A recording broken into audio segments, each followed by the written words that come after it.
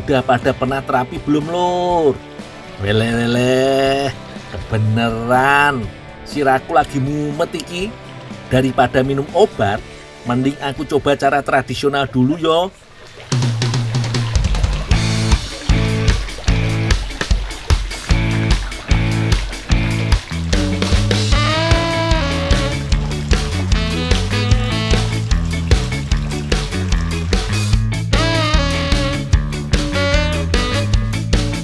Lur, ikan kandea banyak nih di sungai ini. Lokasinya ada di Desa Kaba, Pangkajene, Kepulauan Sulawesi.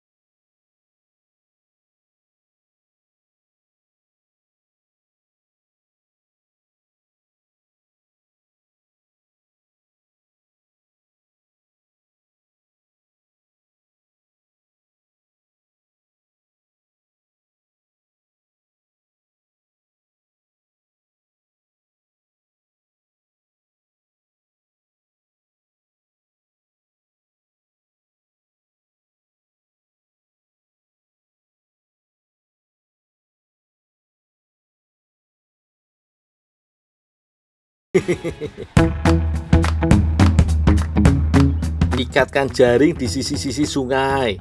Ikat yang kuat yo, Lur, biar ndak gampang lepas.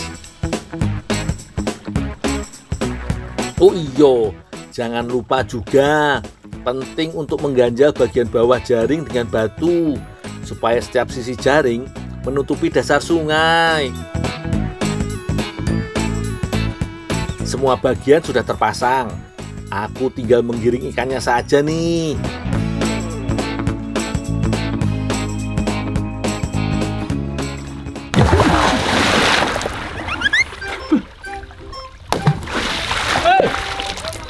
Hati-hati!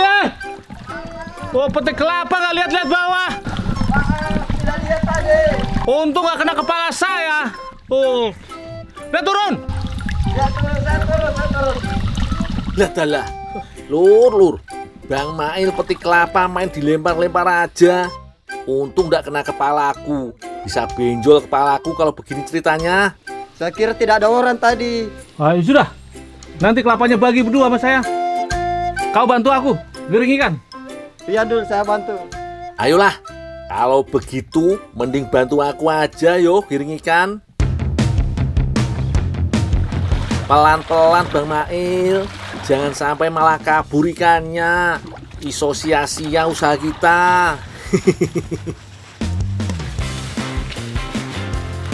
Gimana, Lur? Lumayan banyak toh hasilnya. Pak Darwis pasti seneng. Sebelum dipindahkan, pisahkan dulu dari daun dan ranting yang ikut terbawa, biar bersih toh. Budidaya ikan kandea sebenarnya tidak sulit, seperti ikan nila aja. Makanya ikan ini cukup populer di Asia Tenggara, Lur. Namun, karena aku memerlukan ikan yang masih cilik-cilik, makanya aku cari anak ikannya di sini.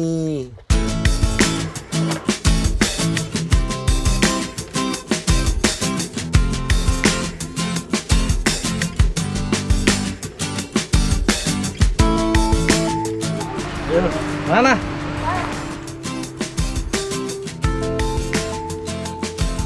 Dul, sini. Ya bos.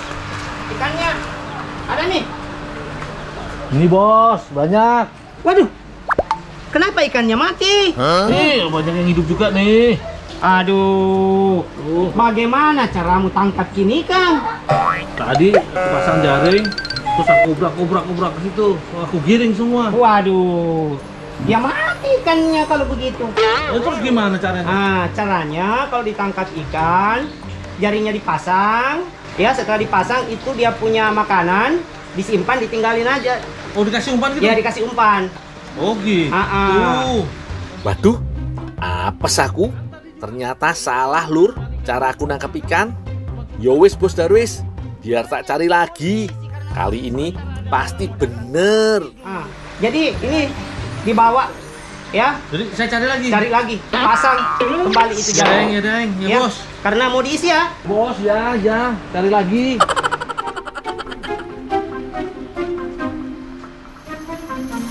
Cari lagi. lagi nih. Dul, mau kemana Dul? Ini nih mau cari ikan. Ini mau kemana? Nih mau beli ikan bandeng Dul. Ikan bandeng buat apaan? Nih mau masak enak Dul. Di, kalau cuma mau masak ikan mah nggak usah pakai ikan bandeng, nggak usah beli. Nih, aku punya ikan nih, ikan kandia. Ini enak, walaupun kecil-kecil ini tapi bergizi. Kalau gitu aku siapin bahannya dulu Dul. Oh iya, aku bersihin dulu ikan kandianya. Iya Dul. Iya.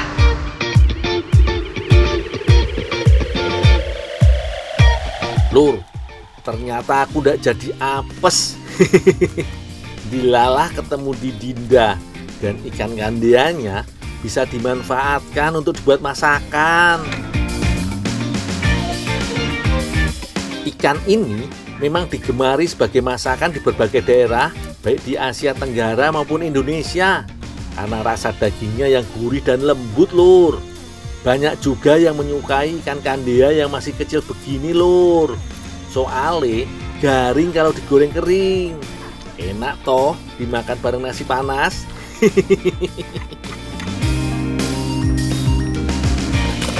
Selanjutnya, cuci ikan dengan air sambil sekalian membersihkan sisa-sisa kotoran atau isi perut yang masih menempel ya Lur. Kali ini ikan kandianya mau diolah menjadi ekrol, Lur. Makanya harus ditumbuk terlebih dahulu. Tenang, tidak usah dipisahkan dengan durinya, karena masih baby alias balita. Tulangnya masih lunak dan mudah hancur, Lur.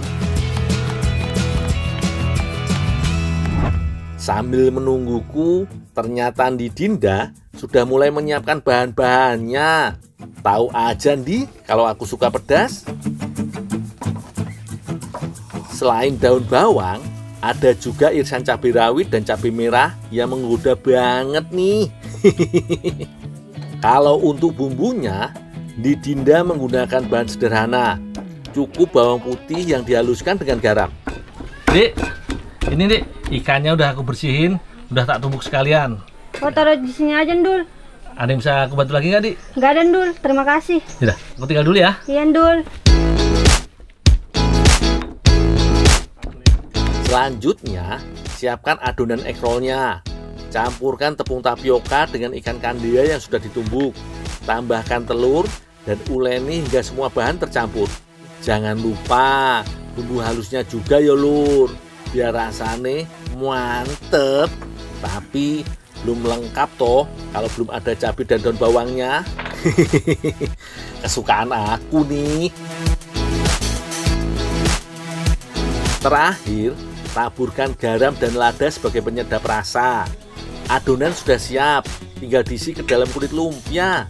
Di Dinda menggunakan kulit lumpia yang warna-warni, biar apik toh tampilannya. Lipat dan tutup rapat setiap sisi kulit lumpia. Ojo buru-buru, harus perlahan agar kulit lumpia tidak robek. Sebelum menggoreng ekrolnya, Di Dinda memasak bumbu parampeyanya dulu. Tumis bawang putih yang telah dihaluskan hingga harum. Lalu tambahkan cabai rawit, cabai merah, dan daun bawang. Jangan lupa garam dan ladanya ya Lur, biar makin sedap.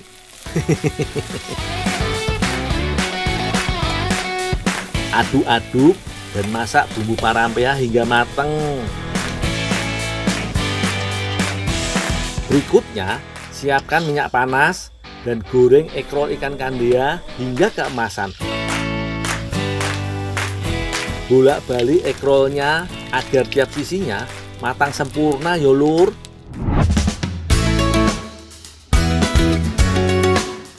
Cantik banget ya Lur bentuk dan warnanya. Rasanya sayang mau dimakan, tapi aromanya sudah menggoda banget iki. Nah ini Dul, makanannya udah jadi. Wah. Namanya Kandia Roll bumbu parampe. Oh iya, sebentar. Mantap kelamaan udah bang. Ini bumbu parapenya. Iya. Iya Pak, iya. Iya. Lur, Mantep iki banget. baru jos gandos. Ekrol kandiannya renyah di luar, lembut di dalam. Rasanya gurih pedas.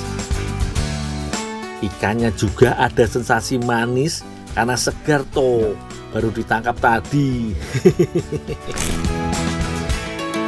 Apalagi dinikmati dengan bumbu parampe yang pedas begini. Semakin meningkatkan nafsu makanku iki.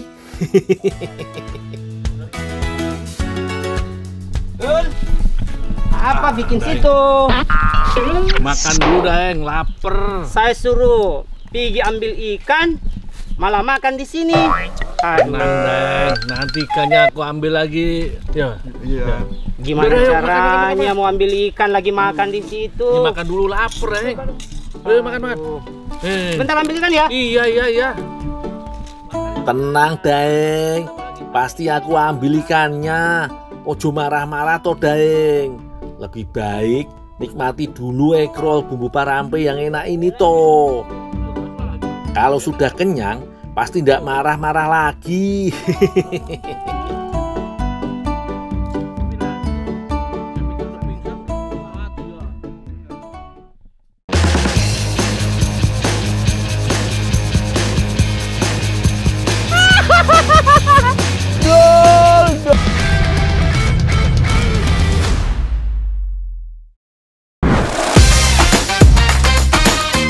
Gimana penampilanku?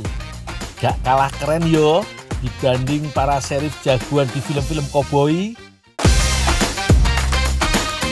Demi menjaga dunia tetap baik-baik saja, panas dan debu gurun seperti ini gak jadi soal.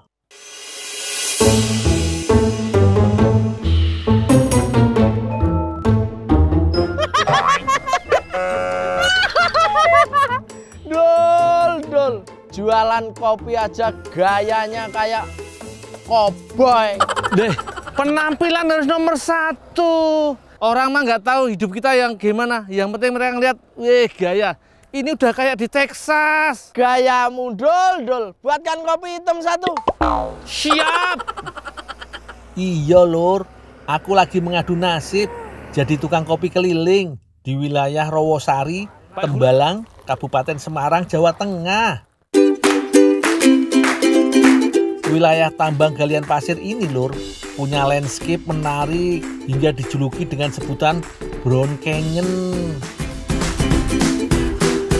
Ya Dul, Sabar Kang Kober. Ini hari ini penglarisan ini Pak. sing sabar ya. Halah, tadi ngomong gaya. Padahal dia sok bijak, tapi ya tetep ngutang. Hadeh, piye iki lur? Kalau terus-menerus diutangin, lama-lama aku bisa amsyong. Modal gak balik, cuma dapat panas terik. Usah pulang kampung lah. Aku pikir-pikir, pulang kampung bisa jadi jalan terbaik daripada jualan kopi diutangin terus lur.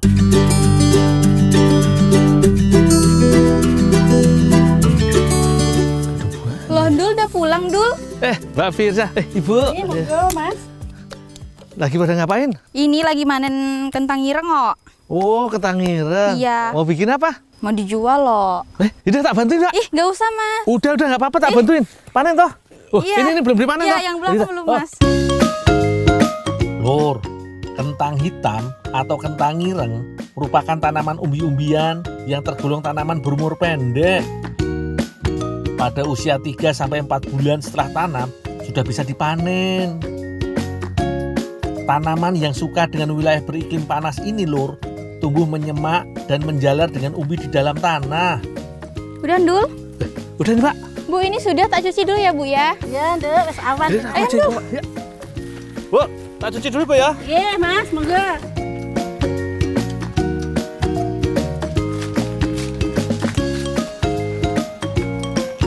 Di sini, Pak, di sini, Pak. Iya Dul, cuci. Sini. Udah, Tak aku aja, Pak. cuciin. Udah. Duh, nggak enak Dul, mau ngasih apa? Udah, nggak apa-apa. Kalau aku masih gampang. Yang penting aku bisa dikasih makan aja udah senang banget. Oh ya udah, nanti tak masakin buat kamu yuk. Wah, makasih banget, Pak. Ya. Oke deh, tunggu ya Dul. Lur, Di Kabupaten Kendal, Jawa Tengah, kentang ireng menjadi salah satu hasil bumi unggulan.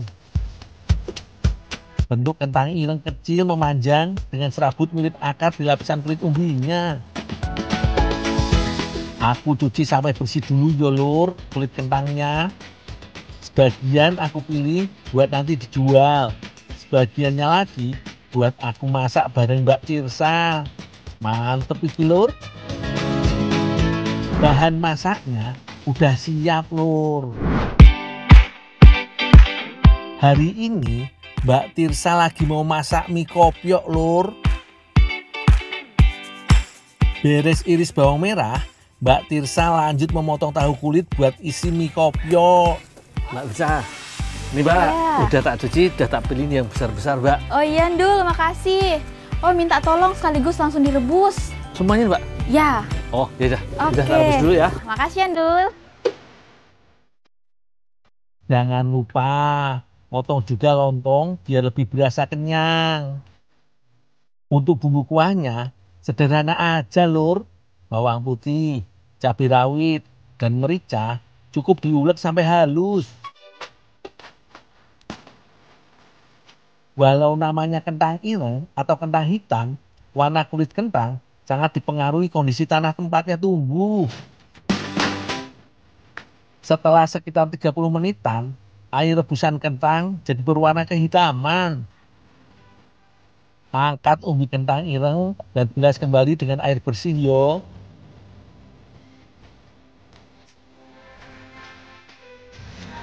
Mbak Wita, ini Mbak, kentangnya udah direbus, udah matang Mbak. Oh ya udah, yuk kita kupas dulu. Oh ya Mbak. Oh iyo, bagian dalam kentang ireng juga agak beda dengan kentang pada umumnya. Kalau biasanya kentang rebus warnanya agak kuning.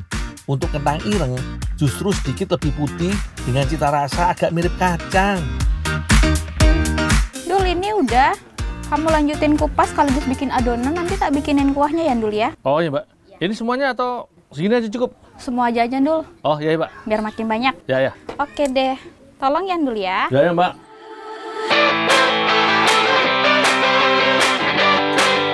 Panaskan minyak dan goreng bawang merah terlebih dulu. Kalau sudah harum, masukkan bumbu halus untuk kuah mie kopyok. Biasanya kuah mie kopyok punya cita rasa gurih dan manis. Untuk sentuhan manisnya, yo berasal dari tambahan kecap sebagai campurannya lur. Lur, mie kopyok adalah hidangan mie sederhana khas dari Semarang, Jawa Tengah.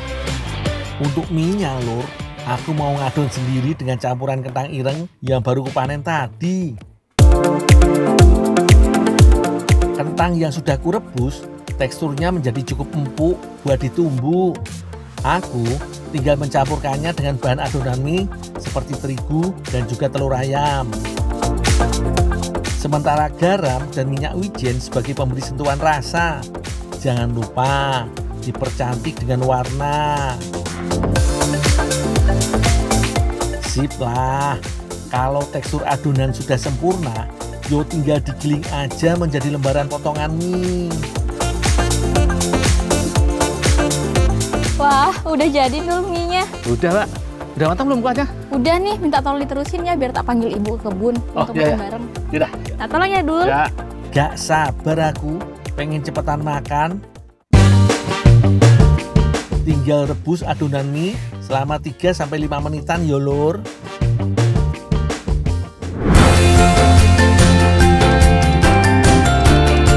Sip lah, sudah jadi ini lur mie kopyok kentang irengnya. Setelah gagal merantau jadi koboi, pulang menyantap hidangan di desa, jadi penghibur terbaikku hari ini lur. Apalagi hidangan mie kopyok kentang ireng yang kusantap ini enaknya kebangetan lur. Tekstur dan rasa mie-nya juara banget. Kenyalnya dapat, lezat gurih kentang irengnya juga nagih. Ditambah kuah dan isian ala kopyok jadi makin istimewa. Jos gandos lur. Maaf Bu, sholat Bu.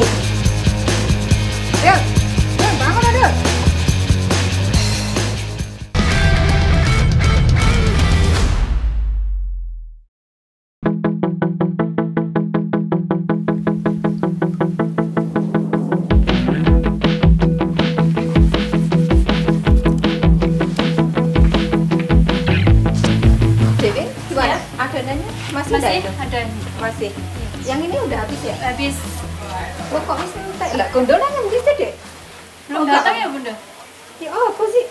Udah habis, wong pesanan 1000 kok malah aneh gak ono. Gondola kan bisa. Maaf Bu, telat Bu. Aduh, kan mana aja sih? Ini Bu, sakit perut. Alah wes gak ampun-ampunan. Kamu tahu enggak lah ini pesanan banyak banget kok itu sampai habis ya apa? Ya maaf toh Bu. Mules bener Ibu. Wes ogak perlu wes maaf-maafan. Aki bata merah diambil deh. Bata merah. Nah, sana. Udah, sudah ini habis. Kamu ini gimana sih?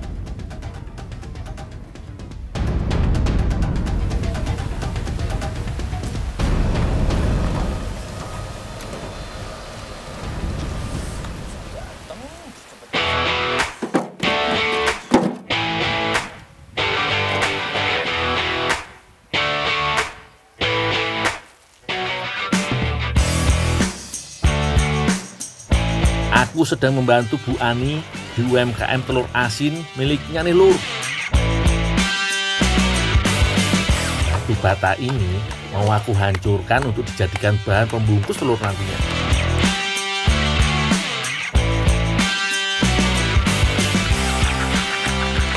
Walah dol, kok suwe temen sih? Lah karena nunggu batu lah Bu. Atos sih. Aduh lah. Walah, salah lagi aku Lur. Katanya kelamaan. Iya toh Bu, itu kan batunya atos, keras Bu. Kalau lembut yo hatiku ini loh.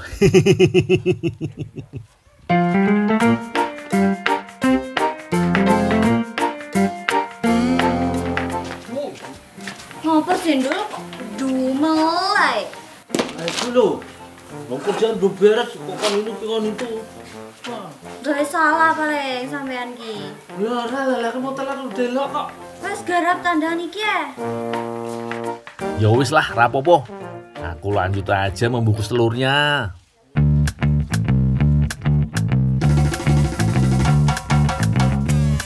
Oh iya Lur, adonan pembungkus telur bebek iki selain serbuk batu bata juga ditambah air dan garam Lur. Air garam bakal meresap masuk ke dalam telur, makanya jadi telur asin. Kok bau soto tuh, Pak? Enggak, ini emang rasa soto. Rasa soto. Telur asin rasa soto, Ndul. Oh itu bikin telur asin rasa soto. Iya, Oh bisa gitu tuh Pak? bisa. Oh, tak kira cuman telur asin biasa tok. Walah Lur, kreatif tenan.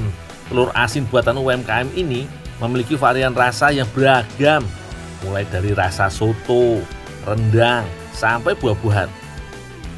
Walah Lur, aku jadi penasaran cara membuatnya. Mbak, ini bumbu sotonya ini, Mbak? Iya, Sedap banget ya, Mbak. Bumbunya apa aja, Mbak? rahasia dong, Dul. Ah, Tanya sama pelit, ibu Mbak, ya. sana. Bikin lapar. Wis ngawur aja kamu, Dul. Tuh bawa ke sana ke dalam. Ini, Mbak. Iya. Wow, semua ngelapar gitu tok ya.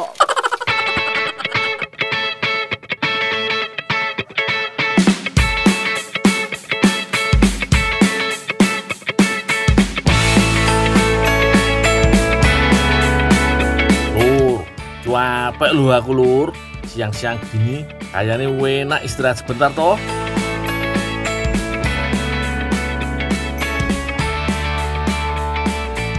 Oh, kok enak-enakan di sini ternyata ya. Yang lain pada kerja, udah kerja. Dul, bangun Dul. Ya Bu. Dul, yang lain pada sibuk kerja kok kamu. Udah datang terlambat gimana sih, Dul? Ini lagi istirahat bentar Bu, sakit perut Ibu. Ayo ini deh diantar ke Mbak Safa. Ini pesanannya Mbak Safa. Ya tempat bahasa Pak Bu. Iya, Oh, ya Ibu. yuk. Harusnya bentar. Nah Lur, kalau sudah selesai dibungkus selama 7 hingga 10 hari dengan bata, baik telur aneka rasa maupun yang original, harus direbus hingga mateng, baru kemudian dikemas. Oh iya Lur, kalau telur dengan rasa gurih dibungkus dengan serbuk batu bata yang dicampur dengan kuah berbumbu. Beda lagi dengan telur asin aneka rasa buah. Telur asin disuntik dengan perasa untuk memberikan aroma dan rasa buah yang khas. Ada berbagai rasa lulur, ada rasa jeruk, stroberi, sirsak, apel, dan banyak lagi. Menarik banget ya lur, aku jadi gak sabar mau cicipi. Wis, jadi gitu telur asin aneka rasa nih, tinggal dikemas lur, siap dijual ke pasar. Pasar internasional lur, dari Hong Kong, Taiwan, hingga Arab Saudi. Mantap tenan toh. Nah, sekarang aku mau antar telur-telur ini ke Mbak Safa lur. Kira-kira mau dibuat apa yo? Mbak Safa, disuruh nganter telur asin nih Mbak. Oh iya, suwun. Iki tulung ngecek ono, terus iki jerone tokno, iki kulite engko digawe tepung. Oh, telurnya dikupas, Iya. terus kulitnya dibuat tepung. Iya. Oh, iya Mbak. Iya, suwun ya. Iya Mbak. Lur, kebanyakan orang biasanya hanya mengkonsumsi bagian putih dan kuning telurnya. Padahal cangkang telur punya berbagai manfaat yang baik untuk tubuh lur. Salah satunya kandungan kalsiumnya yang sangat tinggi. Setengah cangkang telur asin sudah bisa memenuhi kebutuhan kalsium orang dewasa. Sebelum dijadikan tepung, cangkang-cangkang ini harus dikeringkan terlebih dahulu. Bisa dijemur atau dikeringkan dengan oven seperti ini.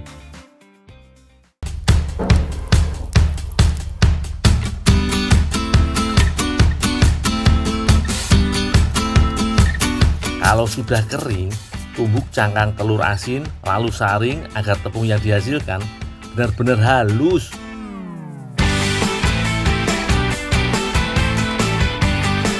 Mbak Safa, ini telur sama tepung kulit telurnya Mbak. Oh iya, suwun ya, Amit ya. Ada yang bisa saya bantu lagi Mbak? Oh enggak, wis suwun ya. Oh iya Mbak. Kalau biasanya telur asin dijadikan lauk untuk makan bersama nasi, kali ini Mbak Safa dan Mbak Sally mau mengkreasikannya jadi bakpao cangkang telur asin lur. Bahan-bahan untuk membuat bakpao sudah disiapkan lur. Pertama, campurkan tepung terigu dengan air dan ragi. Lalu uleni hingga setengah kalis. Selanjutnya, tambahkan gula dan telur, serta mentega. Jangan lupa, tambahkan juga tepung cangkang telur yang tadi sudah dibuat. Uleni lagi sampai adonan kalis yo. Kalau sudah, pisahkan adonan menjadi beberapa bagian. Soalnya akan diberi pewarna makanan agar tampilan bakpao lebih menarik lur. Supaya mengembang sempurna, diamkan adonan selama 30 menit hingga 1 jam. Setelah itu baru bisa dibentuk.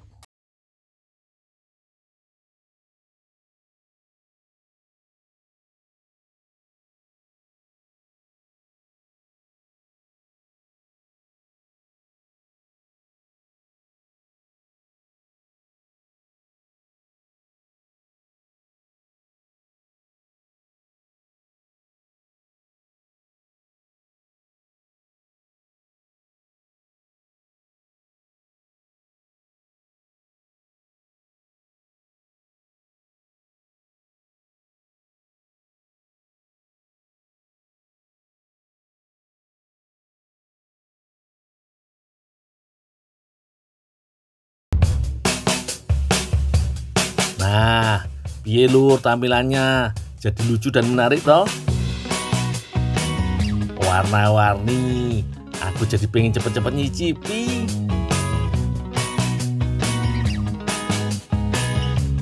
Rasanya enak tenan. Bakpao yang lembut berpadu dengan sensasi dari tepung cangkang telurnya. Mantep banget lur. Ini baru beda nih lur.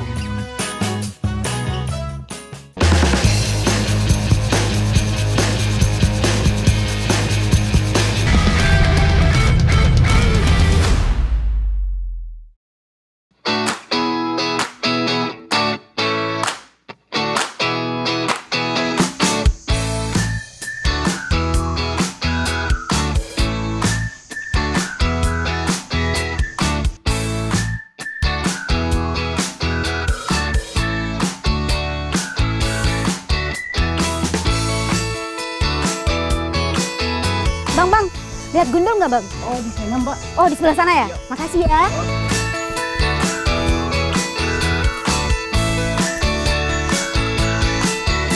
Dul. Oh, bangun. Iya, aku mau masak. Hah? Aku mau masak, tapi boleh nggak minta tolong petikin yang Srikaya yang sebelah sana? Srikaya? Iya. Piye to Mbak? Aku lagi Nggak ada nguli Srikaya di sini, malah Mbak. disuruh bantu masak. Srikaya apa ya? Srikayanya Lombok lah itu intinya. Oh, Srikaya Lombok itu sirsak. Ya wes, pokoknya Srikaya Lombok lah inti namanya. Ini kamu petikin biar tak siapin bahan-bahan buat masak. Oh ya. Ya. Buahnya, daunnya, Buah sama daunnya aja. atau batangnya? Buah sama daun, jangan semuanya sepohon dong dicabut nanti. Bisa tahu. Jangan. Terus aku siapin bahan masak dulu ya. Oh, iya. Ayo, makasih.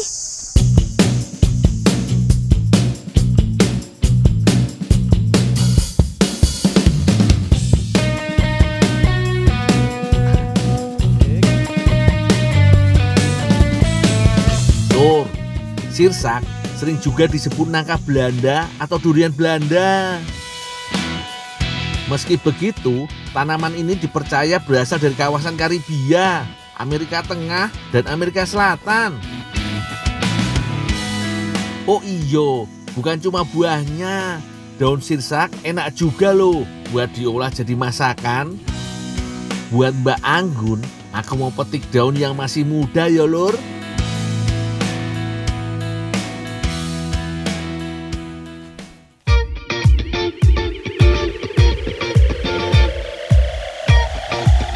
Lur, udah pernah denger belum sajian kuliner bernama bori-bori?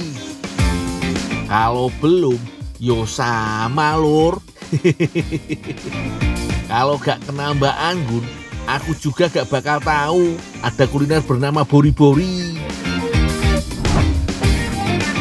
Kilo bahan untuk bori-bori. Wah, banyak yo. Lur, bori-bori atau fori-fori merupakan hidangan sup dari para gua Amerika Latin. Mbak Anggun memang agak lain. Untuk pelengkap isian sup bori-bori, jagung manis yang diserut jadi pilihannya. Yo pasti lur, yang namanya sup, isiannya juga gak bakal jauh dari irisan wortel. Jangan lupa potongan daun bawang dan seledri sebagai salah satu komposisi aromatik setiap sajian sup. Oh iya lur, salah satu situs tentang kuliner tradisional dunia menempatkan bori-bori sebagai sajian sup terlezat nomor 7 di dunia loh. Wah, makin penasaran aku. Apa bener bori-bori seenak itu?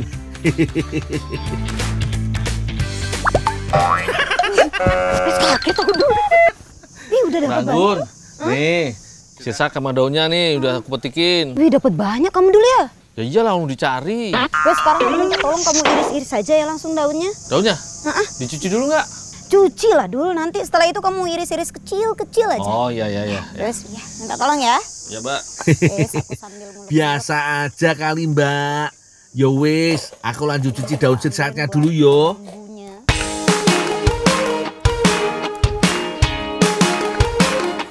Biasanya lur, hidangan bori-bori terdiri dari bola-bola kecil yang terbuat dari adonan jagung dan juga keju. Tapi kali ini Mbak Anggun punya rencana beda. Daun sirsak yang sedang kucuci ini rencananya akan menjadi campuran bola-bola untuk isian bori-bori. Kalau sudah bersih, lanjut ku iris kecil daun sirsak supaya lebih mudah tercampur dalam adonan bola. Sementara itu, Mbak Anggun lanjut ulek bawang, kemiri, dan ketumbar untuk kuah bori-borinya. Kombinasi kaldu ayam dan rempah-rempah jadi kekuatan kuah untuk bori-bori lur. Bangun. Ya. Nih Mbak, udah dipotong-potong Bangun. Ih, telaten juga kamu ya dulu ya. Ini minta tolong satu kali lagi sirsaknya. Diapain Mbak? Dipotong-potong aja. Kayak ini loh, kayak labu di sayur asem. Oh, Ya. iya. Sebagai inovasi, bukan cuma daun sirsak aja yang mau dipakai sebagai campuran bori-bori. Sengaja aku minta buah sirsak muda dari Diki supaya lebih nikmat saat dimasak ke dalam kuah sup nanti. Lur, buah sirsak muda punya tekstur yang cukup keras, mirip seperti buah apel dan buah pir. Berbeda dengan buah nangka muda, sirsak muda iki gak bergetah lur. Asal kulitnya sudah dikupas, gak perlu cara khusus buat mengolahnya. Oh iyo, sembari aku potong sirsak muda, Mbak Anggun lanjut membuat adonan untuk bola-bola daun sirsak. Tepung jagung alias maizena harus lebih banyak ketimbang tepung terigunya. Kalau biasanya pakai campuran keju, yo kali ini pakai irisan daun sirsak. Yakin gak kalah sedap. Bangun. Ya. Nih udah selesai semua, Mbak. Oh, udah. Ada yang bisa dibantu lagi nggak, Mbak? Udah aman lah. Udah? Aman. Iya. Oh ya. Makasih ya. Tinggal dulu, Pak ya. Ya.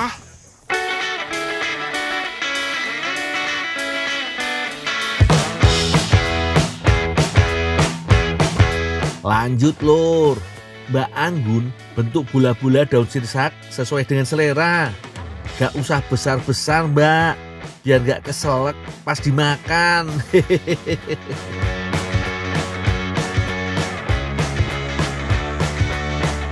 Waktunya masak-memasak lur. Masukkan bombay dan bumbu ke dalam minyak yang sudah panas. Ingat lur, menumis bumbu halus sampai matang bisa mencegah munculnya aroma langu. Kalau sudah harum, tambahkan air secukupnya. Biarkan sejenak sampai mendidih, lalu masuk bahan berikutnya. Iki lulur, si bola-bola daun sirsak. Jangan lupa bentuk dan padatkan kembali bola-bola supaya gak ambyar saat dimasak ke dalam kuah. Sebelum aduk kuah, pastikan bola-bola daun sirsak udah cukup mengeras lur. Selanjutnya, giliran wortel yang masuk ke rebusan. Oh iyo, potongan buah sirsak mudanya juga gak boleh ketinggalan. Masukkan rawit dan garam supaya rasanya makin seimbang. Untuk rasa dan aromanya lebih mantap lagi, pastikan rebus sirsaknya supaya empuk ya lur. Kalau sudah, giliran makaroni dan jagung manis. Kalau rasanya dirasa sudah pas, daun bawang, seledri, dan telur puyuh jadi bahan terakhir yang masuk bori-bori. Jangan lupa tomat merah biar semakin seger.